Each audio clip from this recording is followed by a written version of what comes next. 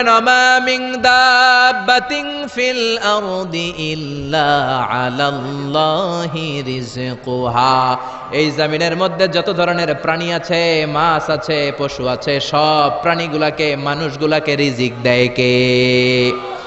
তিমি মাছগুলো সকালবেলা সাগরের এই মাথা থেকে ওই মাথা যায় খালি পেটে, বিকেলবেলা পেট ভর্তি করে তিমি মাছটারে ফিরায় দেয় কে?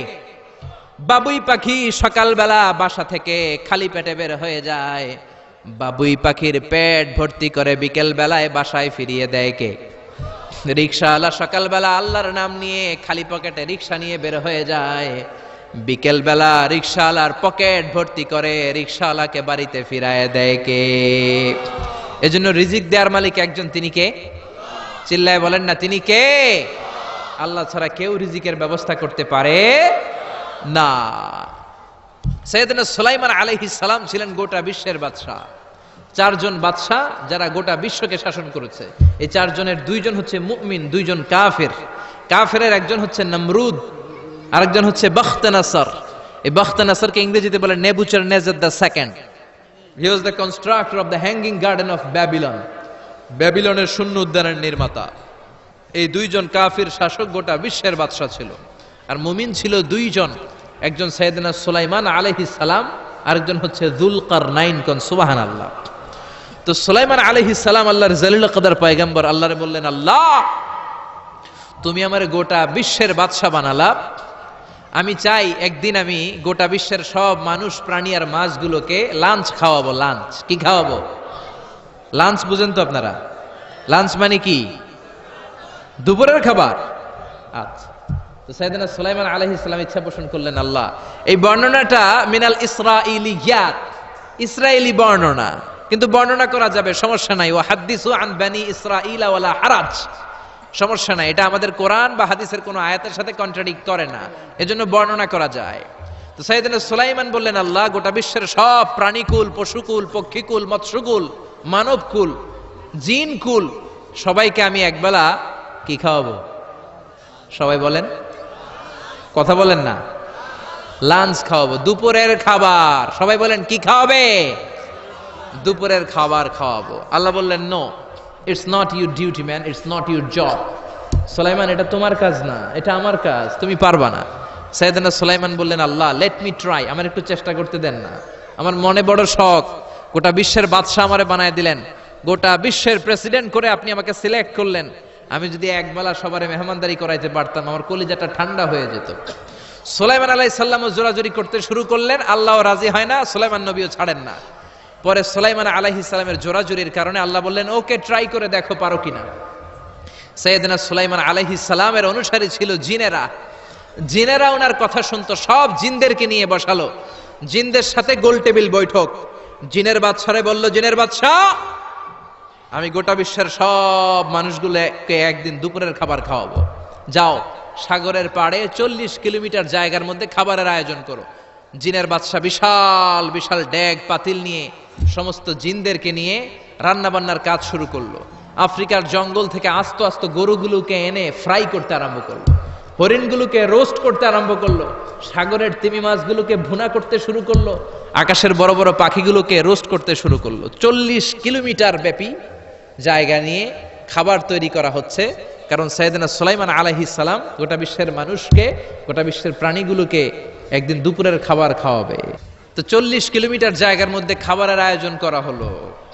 সাইয়েদনা সুলাইমান আলাইহিস সালাম বললেন, রান্না করতে থাকো। করতে করতে বিশাল রান্নার স্তূপ, বিরিয়ানির স্তূপ, খিচুড়ির স্তূপ, পোলাওয়ের স্তূপ, রেজালার স্তূপ, ঝাল গরুর মাংসের স্তূপ, কোরমার স্তূপ, সব কিছুর স্তূপ করা হলো। ফল মূল, মাছ মাংস এনে স্তূপ করা হলো 40 কিলোমিটার এরিয়া নিয়ে। কয় কিলোমিটার?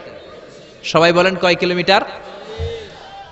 সব যখন রান্না শেষ, চলে এলো সেই মাহেন্দ্রক্ষণ, সেই মাহেন্দ্র দিন, যেদিন তিনি আপ্যায়ন করাবেন। সাইয়েদনা সুলাইমান আলাইহিস সালাম উদ্বোধনী ভাষণ দিবেন, মানে উদ্বোধন করবেন। খাবার উদ্বোধন করা লাগবে না, এটা তো গোটা বিশ্বের মানুষ খাবে, মহাবিশ্বের সব প্রাণী খাবে। উনি উদ্বোধনী বাক্যে বললেন, আমি বেশি কিছু বলতে চাই না।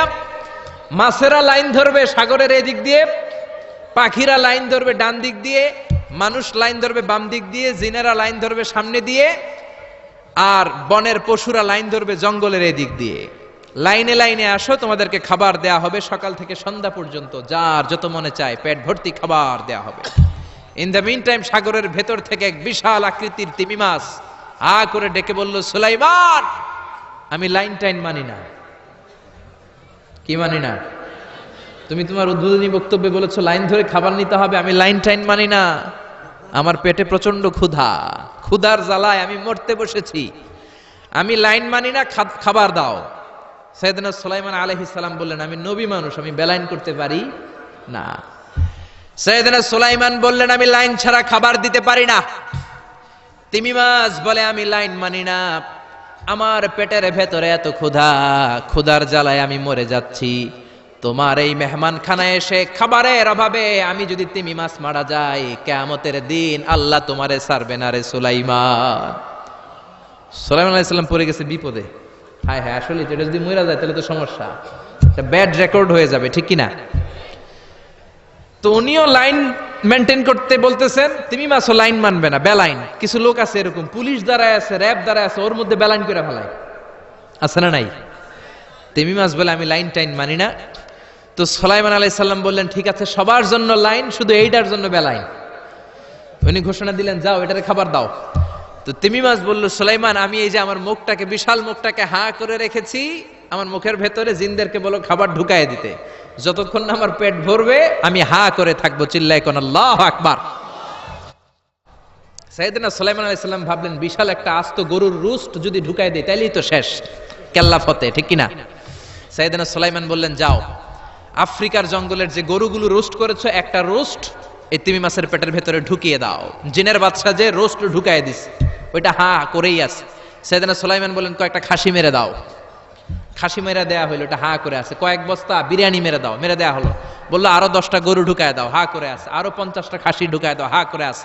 আরো কয়েক হাজার তিমি মাছ রোস্ট করে ঢুকায় দাও, ঢুকায় দিতেছে। খাবার যত আছে দিতে শুরু করলো। ইন দ্য মিন টাইম 1 কিলোমিটারের খাবার শেষ। সুবহানাল্লাহ কইবেন না? তিমি মাছ বিশাল বড় হা করে বসে আছে সাগরে।